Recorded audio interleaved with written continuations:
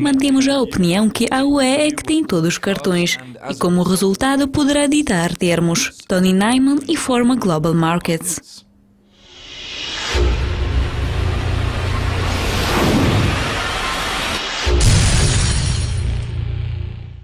Tendo o Parlamento no Reino Unido suspenso após perdas dos conservadores, o que podemos esperar deste par no curto prazo? Bem, primeiramente, mesmo apesar que essas são as moedas mais populares da G10 agora, provavelmente o transtorno pós-eleitoral no Reino Unido será o principal motor para curto prazo e talvez negativo. Isso significa que o topo do par Libra-dólar canadense deveria formar em torno de 1,75, que basicamente é o nível que era antes das vantagens, antes de um choque. Podemos levar Brexit como um exemplo. As perdas tendem a ser concentradas nas primeiras 24 horas ou mais. Portanto, nós não necessariamente esperamos uma enorme queda negativa. De facto, a Libra já estabilizou um pouco, devido ao facto que a May e os conservadores serão o primeiro partido para formar um novo governo. Por enquanto, isso obviamente está nas manchetes, mas não parece que o par vai negociar muito além do nível 1,70, 1,6885 e 1,6757. E essa será a área média móvel no prazo de 200 dias. No seguimento de uma queda no petróleo, a Libra ganhou o valor contra o dólar canadense. Qual é a sua previsão para médio prazo?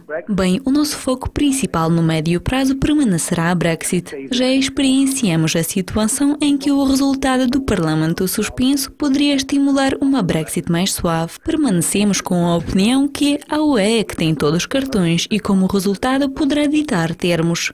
Mas a UE não está interessada em penalizar o Reino Unido. Acreditamos que a grande parte do comprometimento terá de vir do Reino Unido, a menos que a Grã-Bretanha completamente afaste-se do acordo. Theresa May podia tomar uma posição um pouco mais conciliadora, assim como ela perdeu a maioria absoluta no mandato.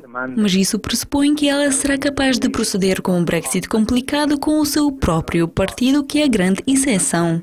Pensamos que a incerteza contínua é a razão da fraqueza relativa. Estamos analisando os níveis de 1,65, 1,6770 e com alvos realistas de médio prazo por volta de 1,75, 1,7850, que é o pico potencial para o par Libra-dólar canadense.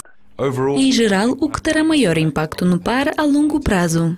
Novamente, isso será Brexit e o seu impacto na economia. Também pensamos que isso terá um peso contínuo e persistente no longo prazo. E também pensamos que isso terá um posicionamento de observação no longo neste mercado.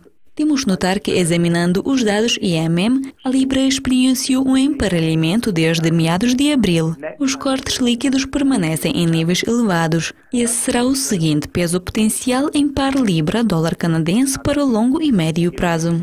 Dado a economia canadense que está no modo de recuperação, como evidenciado pelo relatório forte de empregos mais recente. Finalmente, gostaríamos de mencionar petróleo, que obviamente terá impacto para o par em curto, médio e longo prazo. Mas não esperamos uma recuperação para os níveis altos de $58 no ano 2017 ou no futuro previsível. Como resultado, o desempenho do dólar canadense poderia continuar e a nossa previsão para longo prazo é que esperamos para ver alguma estabilização e uma possível base entre 1,63 e 1,65. Tony, obrigado pela sua visão especialista. Eu sou Jack Everett, voltaremos em breve com o próximo episódio de previsão para moedas. Por enquanto, adeus.